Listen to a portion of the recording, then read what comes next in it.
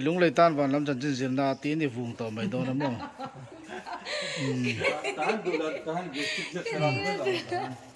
Hey, Aryan ka kan chedon ya oh.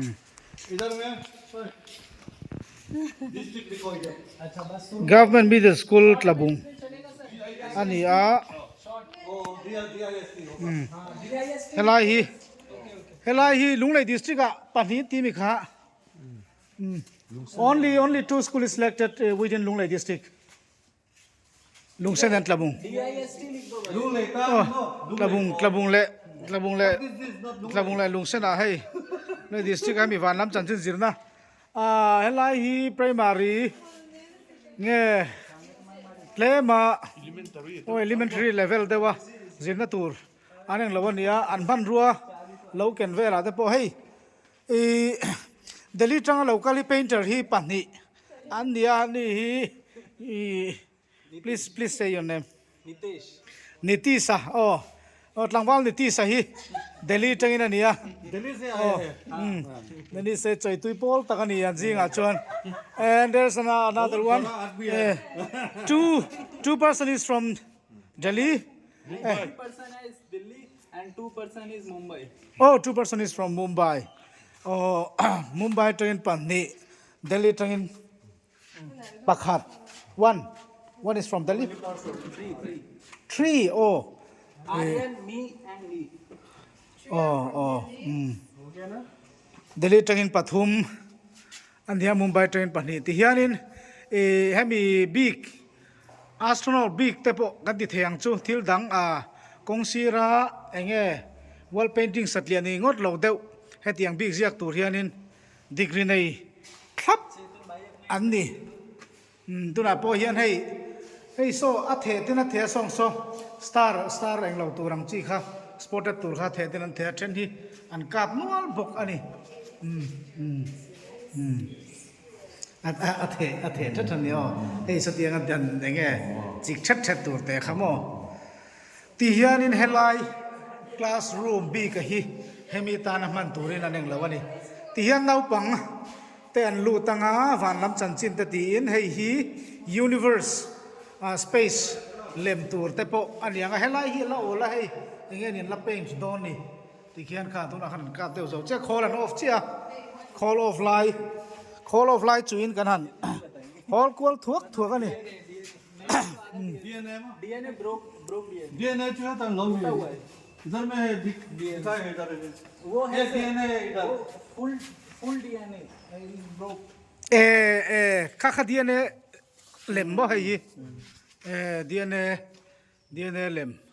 ania helai mi hi DNA chia kan ti don nge diang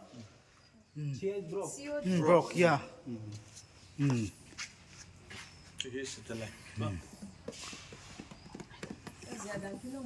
या क्या है ya ke na भैया kha ha nge fan mulep te po bang be can you explain this nuclear Nuclear radiation. ti hian a sign te hen om zia nei ve kani chuan tuna hian an ni hi hei helai a hian enge mo te hun tur te pon on da hei bo ma hian la om nual me la hon lo neu ang chi hei ti hianin glove lem te heng te helai a hian mishing hei lung lem te hei demonstrate na tur nge rem chang tak chu la om ve nual mai a hei chhor don hei te hi kan hmunga hei te po hei glove bag ka solar system hemi thla zo kan hi hei chu thla machine kachung ta pot kan ku thla ina enge crescent moon thla de tanga amang tia bial thleng kwal danam chi hei kan khovel lem en tina tur te po elementary level de tia khu nge niam ka kha animal cell animal cell hei hi Human torso. human oh plant cell There's a collection of minerals. hei hi Collection of collection of 30 minerals there are 20 rocks collection of metals khung da ve sang sapani hei hi rocks chi rang sang Cô granite te basalt te po khung ming chok kan sia lo ma le hei heng te po basalt long limestone te la le mo Sandstone. Sandstone. marble te po hi an lo sol dang lam ma chon tu ro hu marble te po boy em chung lo ni hei hi minerals hei hi tia kan soi phiang san soi to me he mi minerals so hi chu tui lung ne na in cho bola khatianga enge tui filter nan po tui filter nan po poi moi me khan ta heng te yeng ta na tu nga ni hei te nge một trong cái nó tắc cho này đâu là gì thế là hiện bom là hột lẩu oma liền đều lek te po lẩu mà khu lai mi po khu in hong lẩu liền riêng mày hay hi nghe hay hi Hey. Mít tới lâu. hay hi anh lẩu đi hi lung hay hi lung lại mà đi lung làm hay hạt Mít khác mi ta đi khác Chú mẹ này. mi ta đi khác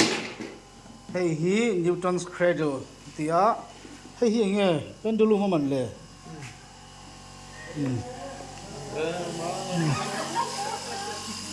so chua so nín mít lệ lung làm vel te om so anh du anh khắp phúc mày mo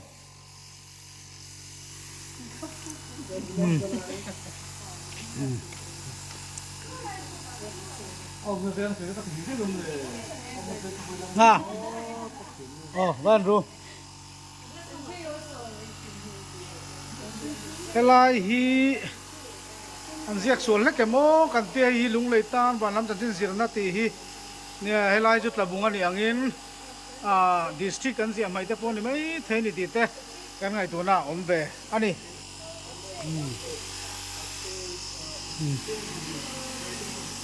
ti hian hei a phone ami an le met to ni na ang lawa hei ziak ol sam amunam khom mai ama ziak tu tak hi chuanin azia symbol hi shavek kherina lang lo china kan zo po khan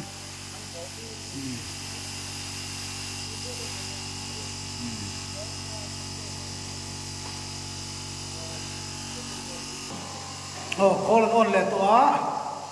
a spray de to na ni hei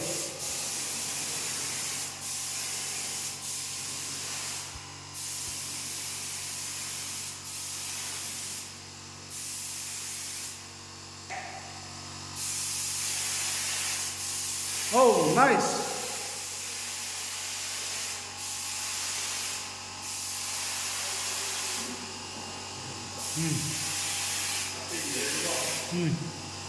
hey bur athil bial te hi mang tang kai khom mai ki an pen chia noi lo khan mo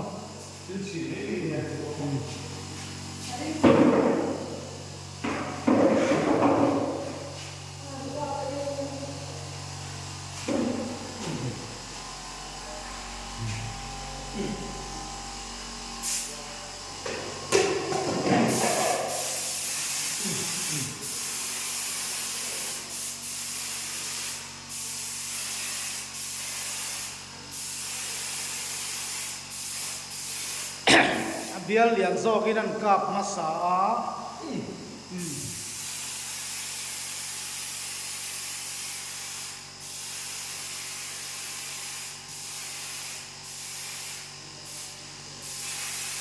What is that? It is a planet. Planet. Oh, planet. Planet lem pakat chu. Ani pot mai. Tiyan lat tikwal zel dom ni tura ni.